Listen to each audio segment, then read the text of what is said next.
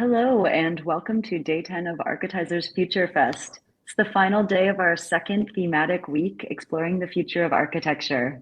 To those of you who haven't attended any of our previous talks, welcome back. And if this is your first event, thank you for joining us. Future Fest is a 3-week-long event featuring a range of A+ award-winning architects from around the world, forming a vibrant celebration of architectural innovation. It's also our way of warming up for the 11th annual A+ Awards, which launched this October. Stay tuned for more on that a bit later on. For those of you who don't know me, I'm Hannah Feniak, and I'm the architecture editor here at Architizer. Today, I'm so excited to have the opportunity to chat with Isabel Castilla, the principal architect at James Corner Field Operations, who will be sharing her ideas for reimagining landscape architecture. If you'd like to learn more about Future Fest and to see our full schedule of talks, you can go to architizer.com and click on the very top article. Here we list the names, times, and dates of each talk, along with a short description of what type of content you can expect each speaker to cover. From this article, you can make notes of your favorites or register to past events in order to access recordings of the talks you have missed. My colleague Paul, who many of you probably know, can also drop a link in our chat later on. While we wait for the room to fill up, I want to encourage you all to say hi in the chat box on the right-hand corner of your screen and let us know where you're from. Today, I'm tuning in from Valencia, Spain. While we do that, I'll share a few quick pointers about our live platform. Firstly, if you are having any technical difficulties in the stream, one moment, there we go. If you are having any technical difficulties in the stream, you can click on the help icon in the bottom left-hand corner of your screen, and you'll see a few options for improving your picture, the sound, and so on. More often than not, the issues with the sound and picture quality can be resolved simply by refreshing your browser, so maybe try that first. You won't lose your place in the talk. Secondly, it's worth noting that there will also be a recorded version of the talk, which will be sent to your email afterwards, so you can catch up on anything you missed. You can also feel free to forward that email to colleagues and friends after the event so that they can register and watch the talk as well. As I mentioned a second ago, you can also head to the main article on architizer.com where you can register and access these recordings. Thirdly, we encourage you to use the chat box to discuss and comment on Isabel's presentation. But if you have a question that you'd like to ask at any time, just click on the questions tab, which you'll find in the bottom right-hand corner of the screen. And then you can type your question there. If you see a question from someone else that you're also interested in hearing, or that seems similar to one that you have, you can also upvote that, and we'll aim to ask the most popular questions a little later on. Finally, I want to draw your attention to the React button in the central bar at the bottom of the screen. From here, you can select a small handful of emojis whenever you see something that you like.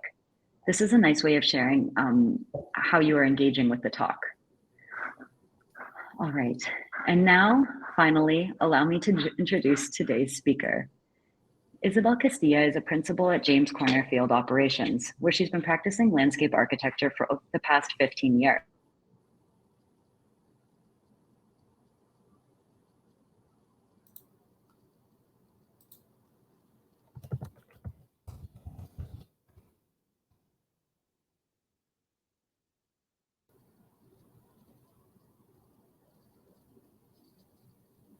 Hi, I think that Hannah might have frozen. So this is Paul from Architizer. I'm just stepping in real quick to continue where Hannah left off.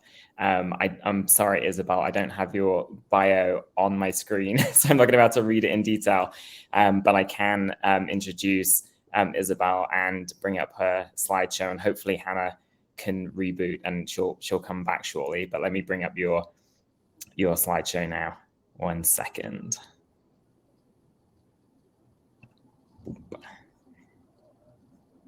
Over to you, Isabel. What have you got in store for us today? Great, no problem. If all tech is working well, we'll get started. Thank you everybody for joining. I see on the chat that people are joining from all over the world, including my hometown of Puerto Rico. So hi everybody. I'm very excited to be here to be part of Architecture Future Fest. When Architizer first reached out to me, they asked me to speak about 2 projects that won awards this year. The Underline in Miami and Western Square in Dallas. Both projects that, interestingly enough, opened in the middle of the pandemic and have been quite transformational as public spaces in very dense city centers. But Architizer also gave me a little bit of a challenge. They assigned a title to the lecture called Reimagining Landscape Architecture, which really got me thinking back to some of my days back in school learning about landscape architecture, and really thinking about what do we do as landscape architects today, and how do these projects fit into the overall narrative of landscape architecture and civic green spaces in relationship to cities, specifically very dense cities.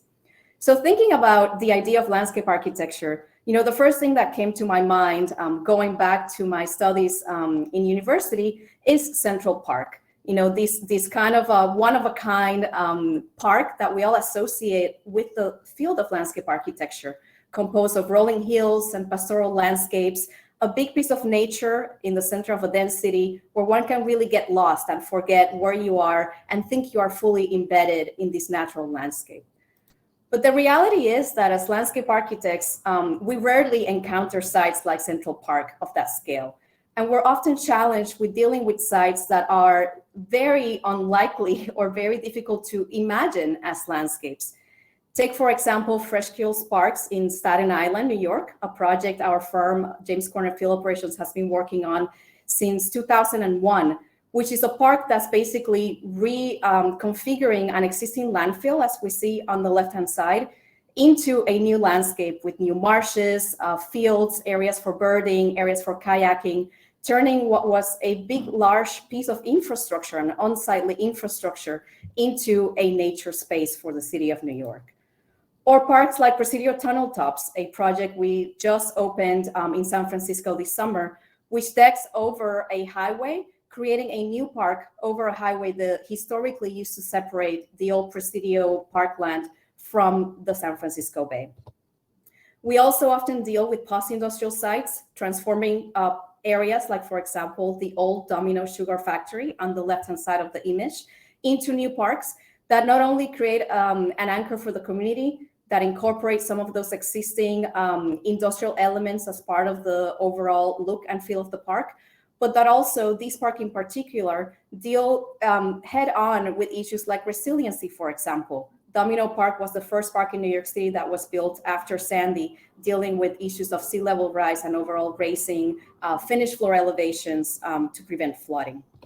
And of course, perhaps one of the most well-known examples of landscape architecture these days, the Highline Park in New York City, a project I've had the pleasure to have worked on for the past 11 years, that transforms a former elevated train track that was built in the 1930s and abandoned in the 1980s into a linear park, creating again this unique example of what it means to do landscape architecture these days, reclaiming industrial sites, infrastructural sites, transportation corridors, and turning them, following a lot of challenges, into civic, green, and public spaces.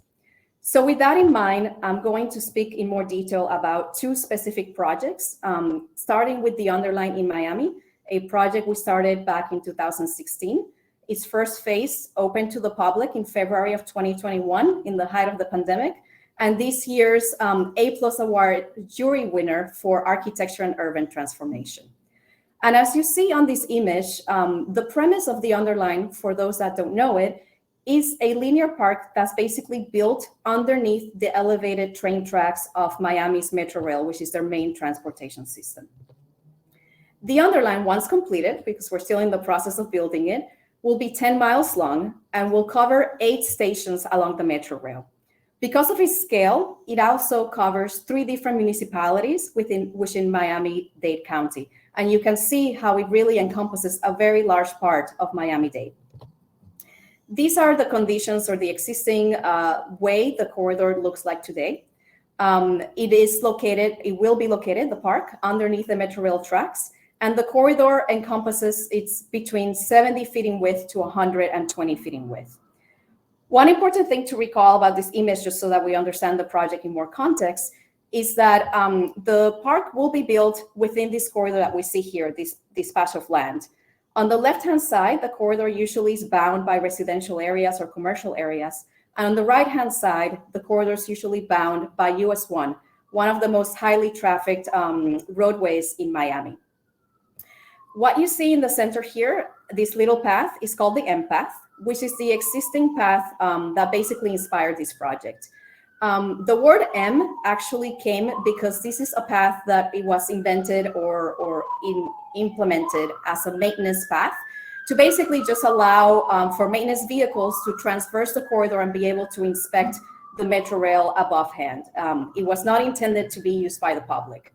But as you see also from this image, there are no fences preventing people from accessing this space.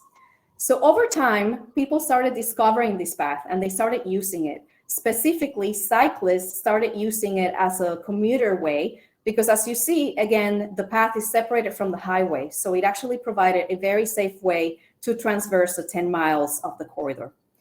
In addition to that, the overhead structure of the Metrorail actually projects shade over this area most of the year. So it also became a great asset in a city like Miami that's tropical, that can be quite hot. It became a great place to commute safely while also benefiting from the shade that it projected. So over time, as residents started finding this out, a resident of the area named Meg Daly decided to create a nonprofit organization to be able to advocate to turn this corridor into an actual linear park. So one of the main important factors as we think about the design of this project is that Florida right now is ranked as the second deadliest state for pedestrians. And Miami-Dade in particular, where this project is located, is amongst the most dangerous places to walk, run, and bike. So this put a lot of pressure into this project. The Underline, as the main premise and the goal of the project, wanted to be a multimodal corridor. It wanted to be Miami's linear park and an urban trail, to be able again to provide a safe place for pedestrians and cyclists to be. But as landscape architects, we always think every project needs to have a number of different layers. And we ask ourselves, yes, we're 100% on board with the idea of creating this safe linear park. But what else can this project be? What else can we bring to the community as we develop this new project? And we embarked on a series of public meetings to ask the neighbors immediate to the corridor, what else did they want about on the park? What were their aspirations and goals? And also what were their main concerns with the implementation of this space? And through that process, we basically landed on 3 primary guiding principles that would direct the design of the park. The first and foremost was to create safe and designated paths, ensuring that there was a path designated for cyclists that are moving at a much faster speed than a path for pedestrians, for example. The second was to create ecology and habitat. If we think again about that initial image I showed you, the corridor right now is mostly a lawn, but it is 10 miles of uninterrupted lawn. So could we transform that lawn into an ecological habitat using native plantings that can actually create a new lush and green space in the center of very dense Miami? And lastly, all of the communities that are living around this area actually felt fully disconnected from each other. They saw this corridor as an infrastructural corridor that was actually divisive. So how could we actually use this park to create a cultural and community center by introducing additional programming beyond the bicycle and pedestrian path and really allowing this to be a space where everybody came together? So using those 3 guiding principles, we actually set off to design the framework plan that will become the bones of the project, or the guiding principles for the 10 miles of the project. Starting again with the idea of turning this existing path that was not intended for cyclists or pedestrians into something that actually had the proper dimensions for safely traversing the 10 miles. So working very closely with the transportation department, another thing to think about is that this remains an active train corridor. So we also needed to make sure the park was built in a way that was safe for the public, but also allowed for inspection and safety for the Metrorail above head. We established a series of setbacks, as you see on this drawing, of all the areas where we could not build on. We needed to stay away from the columns. We needed to keep trees away from the trains to make sure that the trains were not interrupted by instituting this park. And through that, we were able to then carve out space and specific dimensions for what would be the designated bicycle path located on the left-hand side of the image and a designated pedestrian path located on the right-hand side. With that, also ensuring that we carved out enough space for planting so that we could accomplish this ecological corridor that we set out to do. The other key part or key aspect of the project is that right now the corridor crosses approximately 34 intersections, many of which do not have pedestrian signals. If you are a pedestrian or a cyclist going along this corridor, sometimes you just gotta, push your luck and run into traffic and hope that you don't get hit by a car. In other occasions, like this diagram is showcasing, sometimes the crossings are not in the center of the corridor. They rather are located along the edge of the road, creating a very, very scary condition when you're trying to cross alongside a very high-speed road. So we also work very closely with traffic engineers to reconfigure these intersections and all of their signals, and to be able to create new crossings that were located in the center of the corridor, allowing there to be a buffer zone between vehicles, pedestrians, and cyclists. But as you see on this image as well, creating wider intersections that had a designated pedestrian path and a designated cyclist path. So this idea of accommodating multi-modes of movement and speed could still be accomplished through intersections, which are areas where pedestrians and cyclists really need to be aware of their surroundings. So thinking about those principles, this is one of our first installations of the project on Southwest 13th Street in Brickell. We see on the left-hand side the designated bicycle path, on the right-hand side the designated pedestrian path, and the installation of this new type of intersection, which has a designated bicycle path in green stripes and a designated pedestrian path, again, making sure that all the crossings are safe for the multiplicity of people that will be using this space now and in the future. The second layer, as I mentioned, was the idea to create a native habitat corridor that was inspired in South Florida and the Miami region. If we think about 10 miles of planting, that can be a very, very challenging endeavor for someone to maintain. But the idea with using native and adaptive planting is that there are plants that will thrive within their current conditions, and plants that would actually do very well with minimal maintenance. So we work closely with Fairchild Botanical Garden to create a planting palette that will do well with this area, not only thinking about native plants, but also plants that will thrive in the types of soils and the type of shade conditions that we have underneath the structure of the Metrorail. This is an example of what the corridor used to look like in Brickell, one of the densest neighborhoods of Miami. As you see, a patchy piece of lawn with a couple of plants, and what it looks like today by reconfiguring those gardens, bringing in native planting, but also carving out areas for strolling and areas for sitting.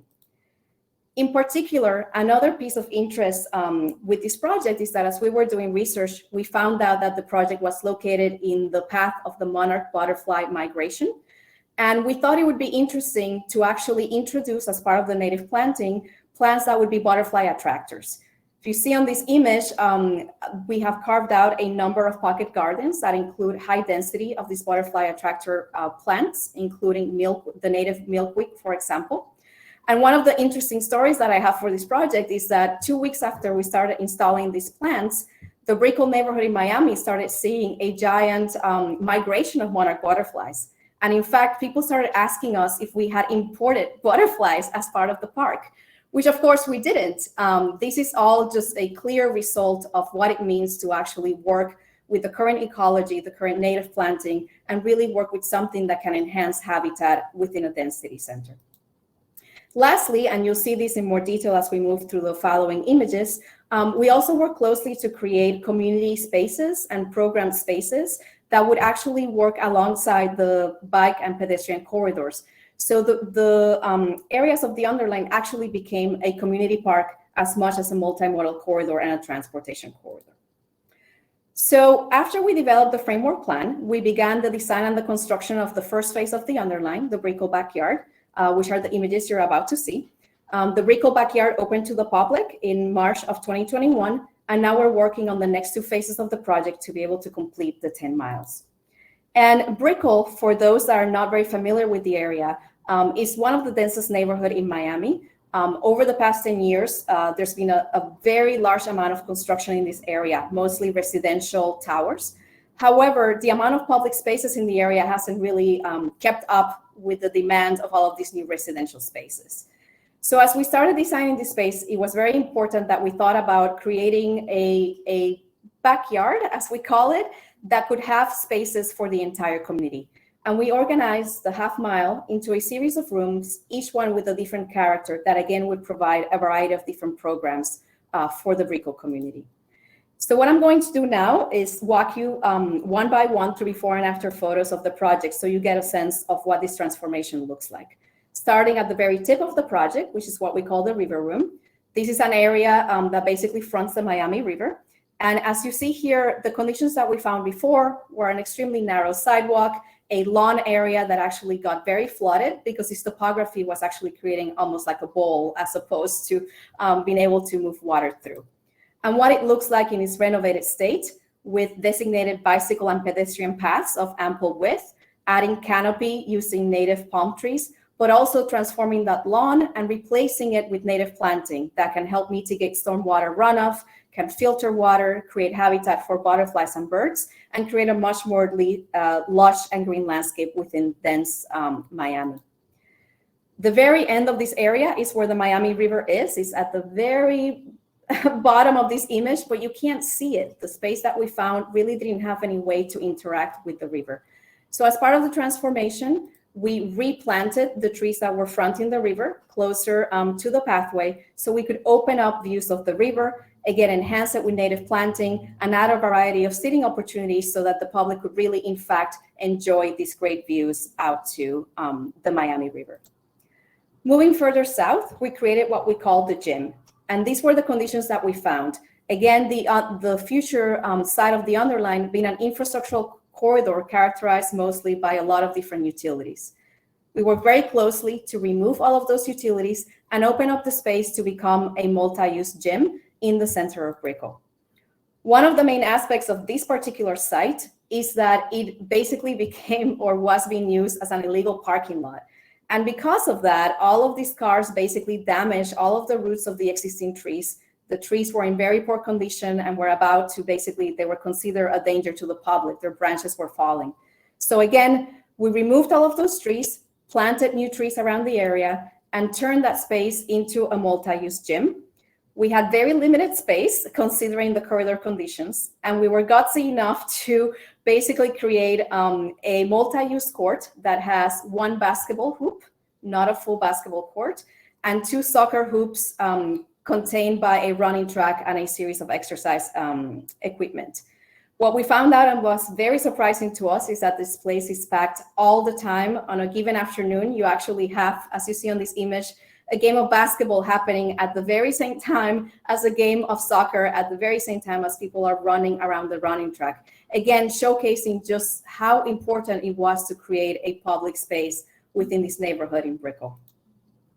Another space as we move further south is what we call the promenade. And this is the public space that fronts the main exit to the station, the Metrorail station. And as you exited before, this is all you encountered. A simple plaza, a bank of bicycles, and sidewalks on either side.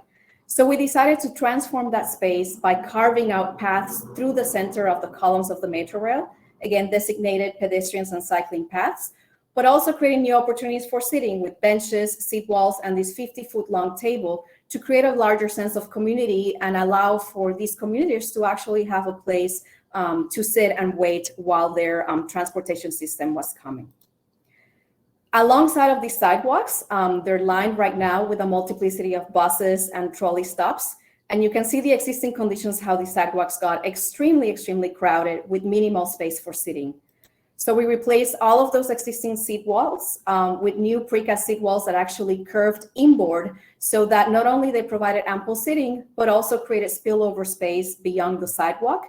Areas that can also incorporate different kinds of sitting, like, for example, these fixed tables. So that, again, we started creating better spaces for commuters while also combining them with spaces for the community.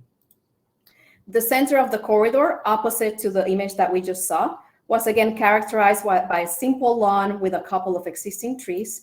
We kept those existing trees that were in good condition and carved out new paths alongside of it, designated pedestrians and cycling paths, again, creating better means of circulation and making basically the park circulation inboard of the columns, allowing, again, the sidewalks to be able to use by commuters for buses and trolleys. At the very end of this site, these again are the existing conditions that we found, we located a stage with the notion that this could become the anchor or the heart of the Brickell backyard, allowing Friends of the Underline, the nonprofit organization that manages the park, to do a wide variety of programming, again, bringing in that idea of community. Programming today ranges from yoga classes to family events, to concerts, to even dance performances, really bringing cultures and community back to this very straightforward transportation corridor. The last part of this project is what we call the Oolite Room. And this is an area, we call it the Oolite Room, because this is an area that has an exposed limestone ridge, which is called oolitic limestone. And as you can see on this image, again, the existing conditions that we found were mostly an infrastructural corridor where members of the maintenance team of Miami-Dade County were using it as a parking lot. And we worked very closely with them to carve out parking spaces along the sidewalk and in other sites, so we could really open up the same space to continue our path heading south, connecting to communities in South Miami, but also restoring or cleaning up that oolitic limestone that we see here in the left image, and taking opportunities using some of the existing infrastructural buildings as canvases for public art, again, introducing culture and expanding the uses and interests of the park. Here's another image of that space in the opposite, again, looking at the relationship between the Metrorail station, the native gardens and its sitting areas, and what it used to look like, again, with this exposed oolitic limestone, and how it's been renovated by creating larger paths, introducing native planting and areas for sitting, while still being very well connected to public transportation. In sum, since we opened about 18 months ago, the first year of the Underline has attracted over 2 million visitors based on the surveys that we've been doing. It has planted over 30,000 native plants and South Florida friendly trees, and it has hosted more than 50 free events. This is only the first half of the 10 miles of the Underline that we expect to continue working on in the coming years. But one very interesting fact is that through that initiative of introducing native plants and pollinator species, the park has already seen a resurgence of butterflies like the Atala butterfly, which is an endangered species from Florida that has actually made its way back to the Underline because of the introduction of those very specific plants. Again, showcasing the importance of using landscape architecture as a way to reimagine some of these infrastructural corridors into places with multiple layers as transportation areas, community spaces, and even ecological corridors. The second project that I will address is another award-winning project of this year, is Dallas's West End Square. And this project is very different in scale to the Underline. It's only a little bit less than an acre in space, but it transforms similarly what used to be a parking lot into a public park. And what you will see from this image is that one of the things that's interesting about this project is that it is located in Dallas's West End, a historic district.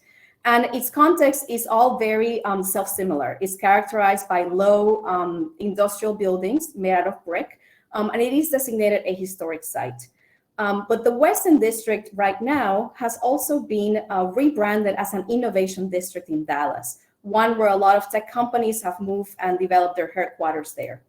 So as we came up with ideas of the park, we were giving the narrative that the city wanted this to be a park that was historically blended well with this historic context, but they also wanted it to be a next generation park that was geared towards technology, specifically highlighting that new boom in technology and innovation that was existing in this neighborhood. So dissimilar from the Underline in its challenges, but similar in a challenge on how landscape architecture can bring in these two ideas together, transforming a parking lot, making a park look contextually appropriate to a historic neighborhood, but also be a park, a next generation park that introduces technology in a seamless way. So we had to, as a design, balance these two ideas. What does it mean to be historically appropriate? And what does it mean to be innovative? But more specifically, what does it mean to be a smart park?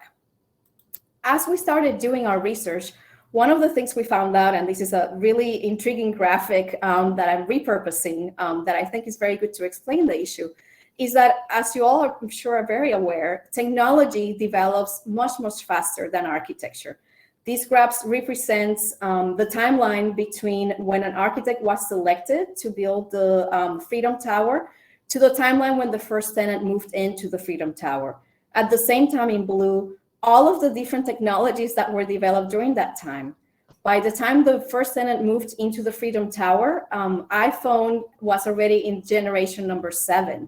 And if we think about today, the iPhone's already on generation number 13. So again, thinking back about the built space and technology, what did it mean actually to incorporate technology into a public park? Thinking that technology just moves so much faster than perhaps our own design as architects and landscape architects. So we decided that it was important to address technology in a flexible way, allowing the park to change over time and to incorporate new technologies over time, but also ensuring that technology had a variety of different approaches, that it could create spaces that enrich the user experience by creating flexible and social spaces, spaces with interactive displays, or spaces that could have interactive artwork, but that also it was used to help manage resource use, using smart irrigation or smart lighting to minimize water consumption or minimize energy consumption. And also it could be something that could be used to facilitate maintenance. One of the bigger challenges of public spaces is to be able to maintain them within limited budgets. How could we use technology as a means to actually allow for easier maintenance of a public park? So putting together this kind of diagram that basically kind of represents our brainstorming, we set out to develop the design of the project, basically composed of 2 very simple elements.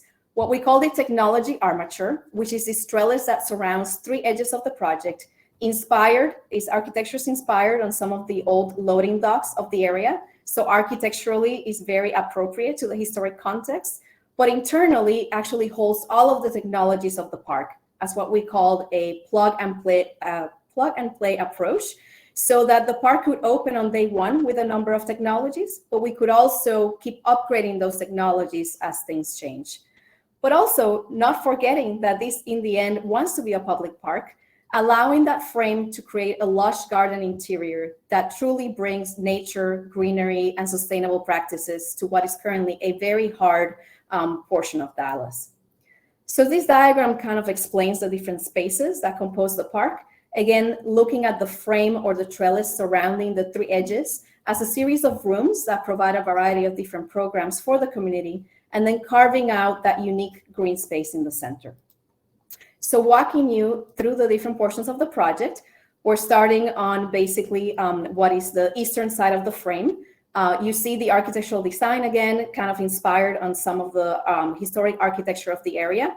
And in this case is what we call a flexible area for events, basically punctuated by a series of sitting steps that on the day-to-day can allow for people watching, but for events can actually become an amphitheater space.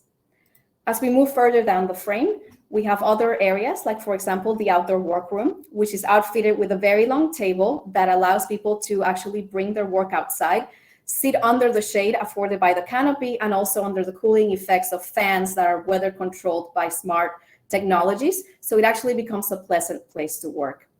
This table, not very clear to the eye, is actually also outfitted with a number of technologies, including outlets to plug in your computer, wireless Wi-Fi, and also wireless charging pads. So again, it can really become a truly space to work outside. And an interesting anecdote is that on the first day when this project opened, even though we did not advertise it, I actually witnessed 3 different people bringing their entire office out to the project and working remotely the entire day from the work table. Another place located underneath the canopy is the game room, a space punctuated by a series of foosball tables and ping pong tables, again, playing off the entrepreneurial spirit of the different innovation companies that exist in the area, allowing this space to be a spillover space for after-hour activities and ensuring that it remains active throughout the day. And lastly, the other end of the frame, giving it a program that's a little bit more leisurely, is what we call the Porsche, with a series of swings that actually look outboard and inboard, providing a space for relaxation for those that are strolling by. The frame itself, as you saw from those images, has a very, very clean architecture, But as I mentioned again, it actually hosts a variety of different technologies, including Wi-Fi, hotspots for use for the public, as well as to manage all of the different maintenance technologies. Connection stanchions for people that are using the area to work outside, but also for programming. It hosts all of the lighting for the project, so we actually don't have freestanding lighting, and also all the weather sensors that control a water feature, as well as all of the fans on the project. You see here a diagram of how all of these different technologies actually are coming together on this frame, using the open web of the columns to be able to insert or stitch in all of the conduits, but also allowing them to be completely open. So again, the idea that as technology evolves, new technologies can be added to this space without affecting its architecture. This in turn allows for a variety of innovative programming on the project. For example, this installation, Antibodies by Aurora, a local art curator, so that again, it can activate the space at different times of the year, and also allows for other community events, like for example, the salsa dancing classes that occur once a week.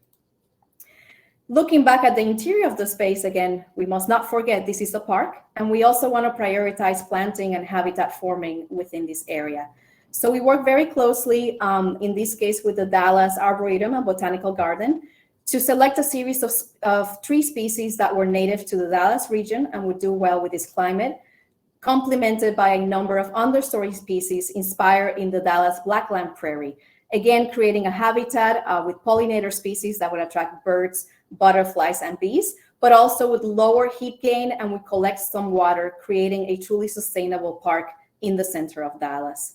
Here you see some images of that garden, the frame in the background, and now this lush garden interior. This is as soon as it opens. So right now the trees are looking a little bit denser and a little bit lusher. And the garden, again, is characterized by a series of meandering paths with other seating opportunities, so people can choose to sit under the frame or within the gardens. Right here on the background, the center of the gardens are punctuated by a water feature that's quite interactive. And the idea with the water feature is, again, bring in this notion of smart technologies as a way to actually help the user experience and help with climate control within the park. So the way the water feature is designed is actually operated by a weather sensor, and it has three effects. On very still days, the water feature actually does not move water, creating a reflecting pool, as you see on the left-hand side. On days that are quite windy, the weather sensor will detect the wind and will turn on some bubblers, so they create water movement and water sound. And on days that are extremely hot, the water feature actually turns on a potable water fog that immediately cools down the space, not just for humans, but also helps irrigate the plants where they need it the most. And here we see some examples of those effects. On the left-hand side of the image, the bubblers, and on the right-hand side, the mist effect, which has in fact been quite an attraction, specifically with little kids when they don't expect it. As soon as the mist turns on, it really surprises all of the users of the park and creates a really wonderful cooling effect within some of the most hot days within Dallas. So in summary, this project also opened during the pandemic. Not only opened, we broke ground February 2020. Couple of weeks after we broke ground, shutdowns were announced. The entire project was built remotely in the middle of the pandemic, and we opened on March 2021. The space was immediately flocked by members of the community, and since it opened, it has become a community anchor. It has hosted a wild number of events, including salsa dancing classes, interactive art installations, local vendor markets, and it continues to evolve as one of these, basically the neighborhood center within this historic Dallas district. So with that, on a very fast presentation, I hope I gave you a good overview of these two Architizer Award-winning projects, but also an overview of how the field of landscape architecture, again, continues to reimagine some of these sites, turning unlikely sites full of challenges into lush, green, and civic spaces for the local communities. Thank you.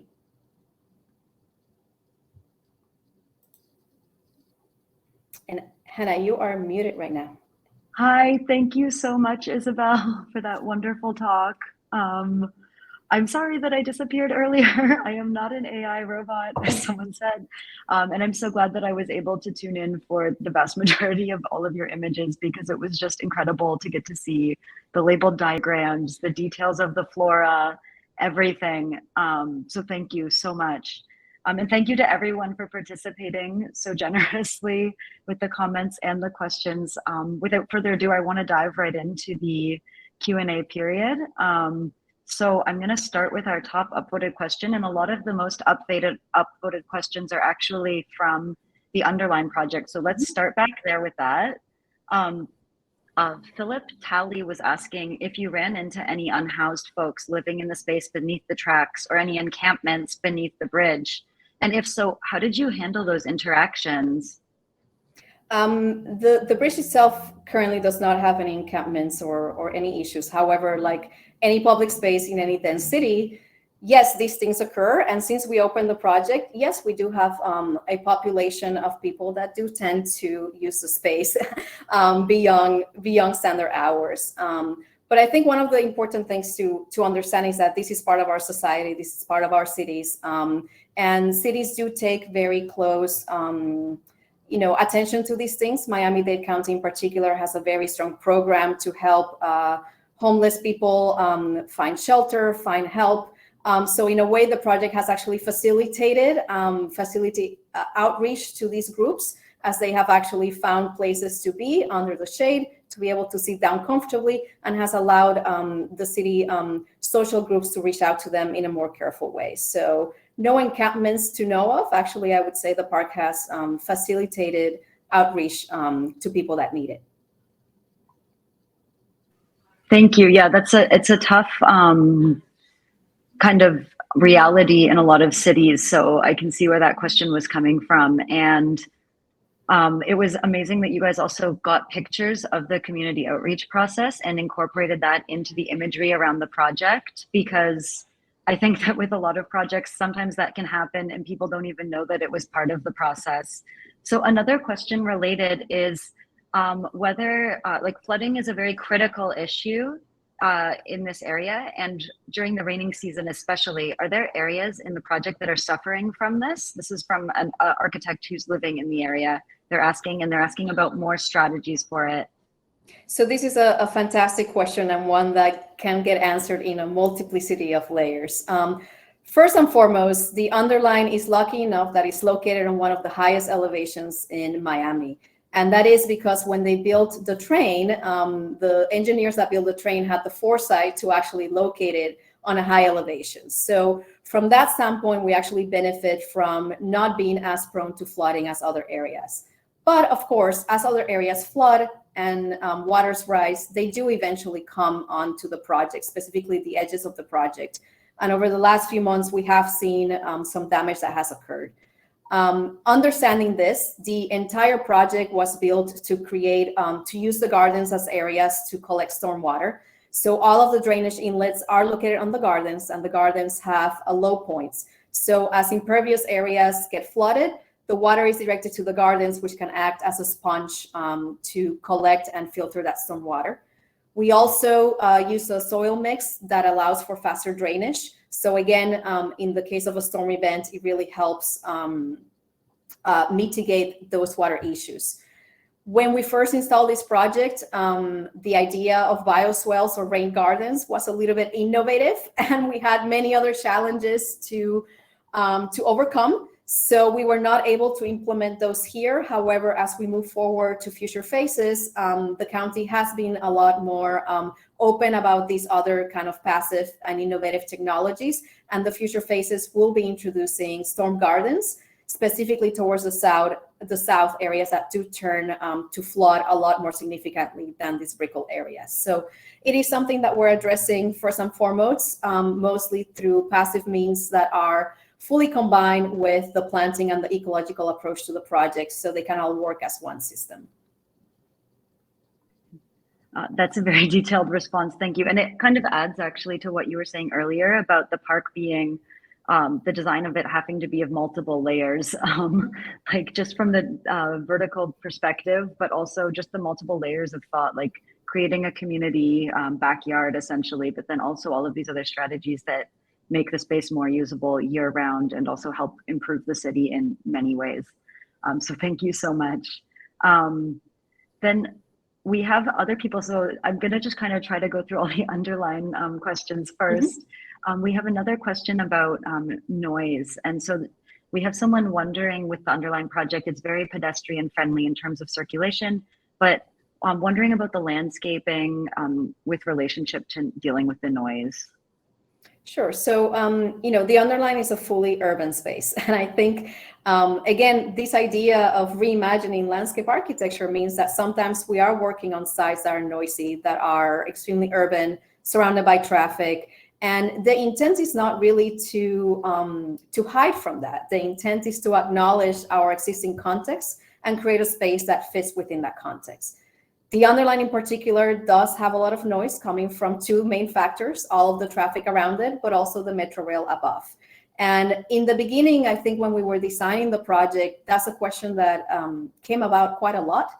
How are you thinking you're going to do performances? How are you thinking you're going to have basketball courts? How are people going to deal with the noise? And the reality is that the noise just fades into the background because the Underline is such an urban project that you get the same noise as you're walking down the sidewalk adjacent to the project as you are in the project.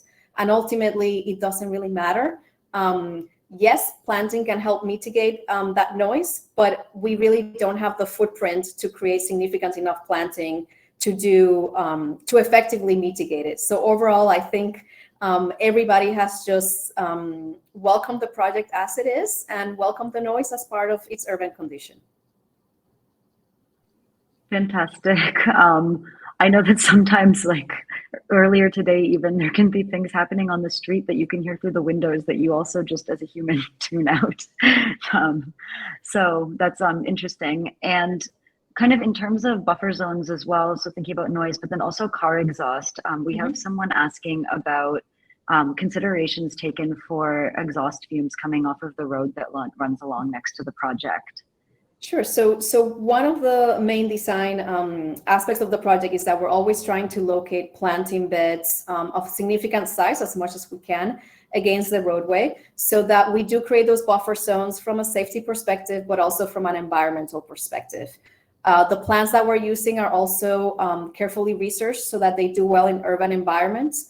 I think one misconception when we think about native planting is that you can install a full or recreated habitat within urban cities, and that's not really appropriate.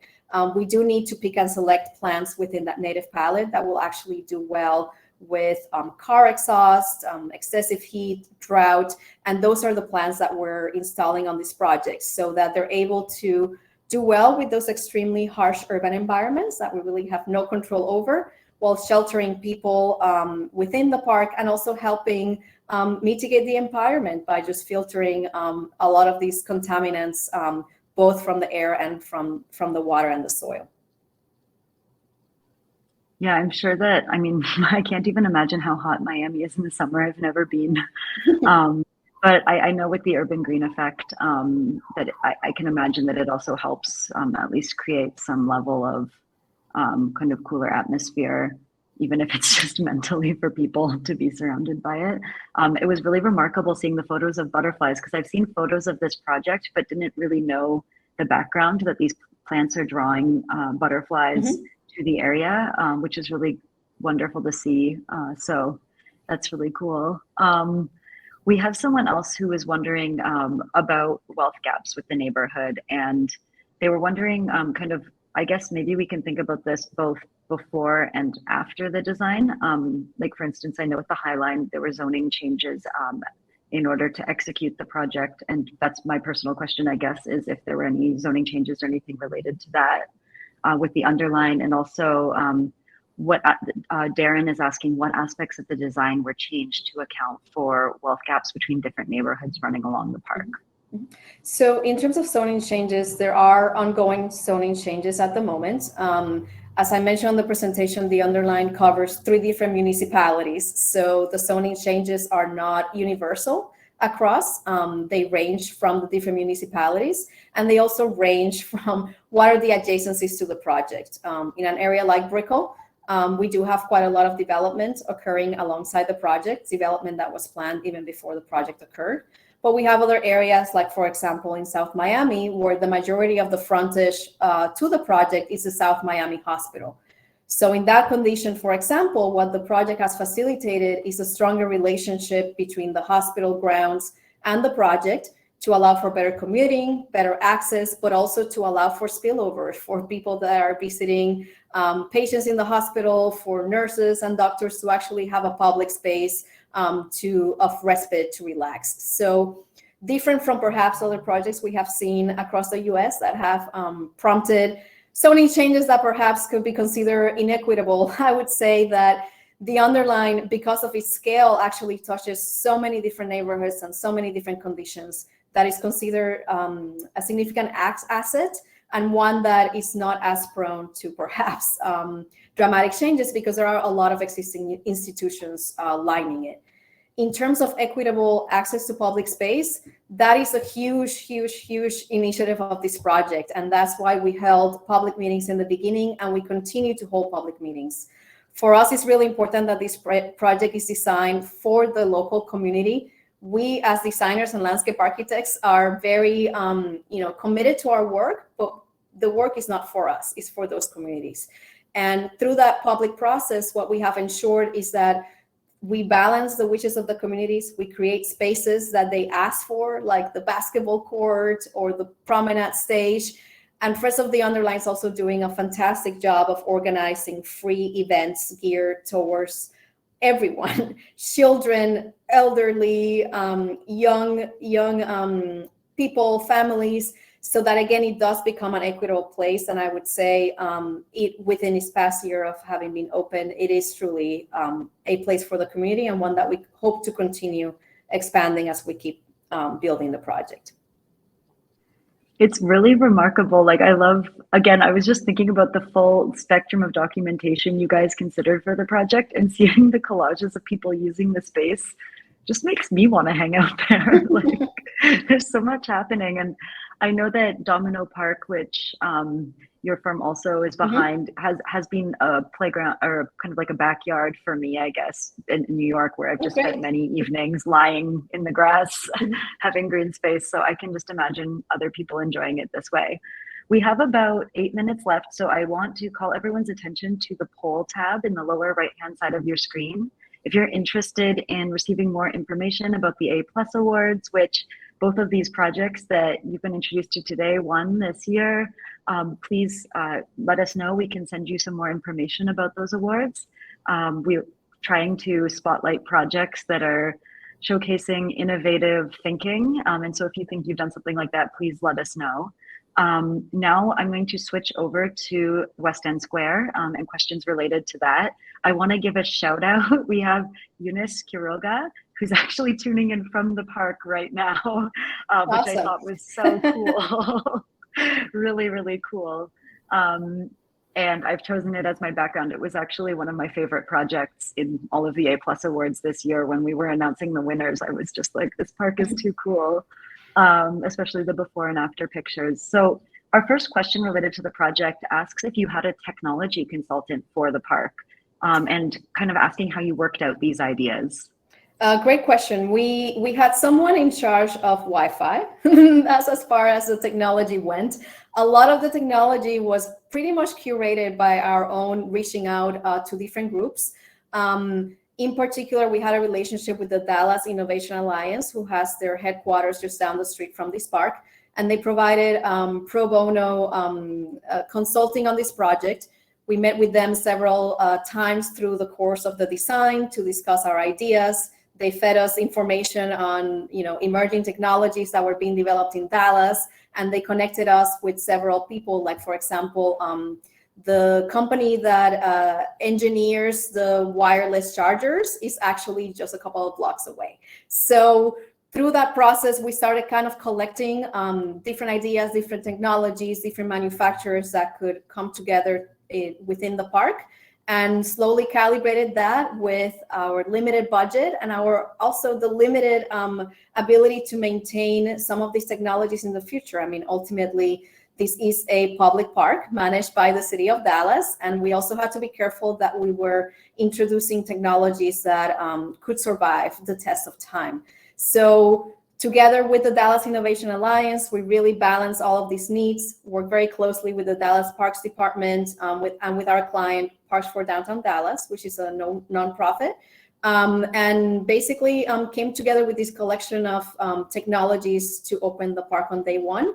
But again, as I mentioned, the idea with the design is that as technologies evolve, if the different nonprofits that oversee the project can have different initiatives to incorporate other technologies, they can, and that's part of it. That in the same way as we think as landscape as an evolving space, so can technology be an evolving element within a public park. I'm not going to lie, I screenshotted that diagram you had of the technological development in the skyline. It's a really nice visualization that kind of captures the rate at which one is changing and the other. And I think that that's going to be in my mind for a while, actually, when I look at projects that have been built over the past 20 years. I would say when I found that graphic, that was the first thing that sparked in my mind. Oh my God, we really need to be very thoughtful about what we do here. Because by the time we build this park, who knows what iPhone series are we going to be at? Will iPhones even be in use anymore? No, I'm just kidding. But I mean, I'm Canadian, and BlackBerry was the thing. And now a BlackBerry is probably something in a museum. So it really does change fast. So just before we run out of time, I'm going to keep moving through questions. We have another one related to technology, which is about what happens kind of in the conceptualization of the project. One second. What happens if technology fails? Do you think that it's a project that's being designed kind of to stand on its own? And what does happen if, for example, the water table sensor malfunctions? And this person's used the term, does it keep its authenticity, the park itself? Or do you consider them more kind of added features? I consider them added features in the sense that they, as I mentioned in the beginning, they enrich the user experience, they allow for programming, they facilitate maintenance. Like we have a system where if a light bulb goes out, it actually gives a message to the Parks Department. So the Parks Department doesn't need to come and walk the site, frequently at night to see if everything's working. They actually can get that message. But at the same time, the space is designed to just be a park. The shade afforded by the frame will be there whether technology works or not. The trees will continue thriving and will continue creating habitat and lowering heat gain with or without technology. So overall, I see the technology as something that is an addition that facilitates maintenance, definitely helps us conserve resources, specifically the usage of smart irrigation and smart lighting. But if technologies evolve, change, don't work, the park will still stand the test of time and will, again, fit within this historic district that has been there for many, many centuries. So that was part of the challenge of this project. How do we respond to one of the oldest districts in Dallas while still thinking about the future and how we can use technology as a way to create more sustainable public space? Fantastic. I'm just going to squeeze in one last question because I think it's kind of interesting. So Edgar asked if the desire for flexibility precluded access to commercial activity, so food trucks, brew pubs, outdoor markets. And I'm interested in a similar question, which is, did you intentionally want to create a non-commercial space in the city, which I think a lot of cities, it's harder and harder to do these days, to create spaces. And in my opinion, sometimes something that I find kind of nice also to have a space from having the option to purchase, but some people might want food trucks and yeah. So we actually do have markets that take place in this area. They take place, I believe, once a month, and they use, if you remember, I can maybe flip through the slides.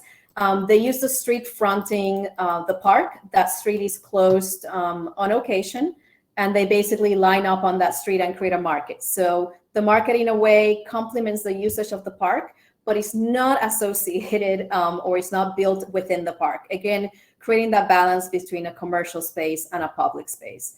I would say that ultimately with parks, we want them to feel 100% public, 100% equitable. We want everybody to feel invited.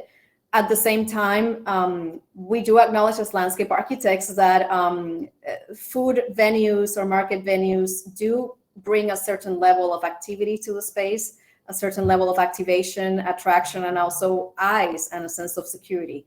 So I actually wouldn't say introduction of commerce is a bad thing, but I think it actually needs to be carefully balanced. And I think this project does it very well. On the day-to-day, you have a pure park for the community, and once a month, you do have a commercial space that maybe attracts a different kind of public, and that's a good thing. It gets traction from different aspects of people, communities, and places. Thank you so much. Yeah, and the kind of dynamics of changing space is something that's really desirable, I think, as well. Thank you so much for this brilliant presentation, for bringing all of these beautiful images, and for sharing so many details about this talk. I'm really excited to visit both Miami and Dallas one day, and I'll go straight to these parks. I can't wait to see some of the new projects that James Cornerfield Operations has lined up for the near future. As I mentioned before, I have a poll up right now, so if you're interested in finding out more about the upcoming A+ Awards, just let us know using that poll. It's going to remain open even after we finish this talk. Next week, we're going to continue this celebration of architectural innovation by inviting 5 architects to speak on topics under the banner of the future of materials. So we'll be back next Monday with Koichi Takada of the Australian firm Koichi Takada Architects, and that one's actually going to be a bit later than we have had in the past 2 weeks to accommodate his time zone. So we'll see you at 6 p.m. on Monday, 6 p.m. Eastern Standard Time on Monday, to discuss biomimicry in design and what the future of architecture should be made of. So thank you again, Isabel, and thank you to everyone for attending. Thank you so much, and have a great evening. Thank you. Thanks. Bye.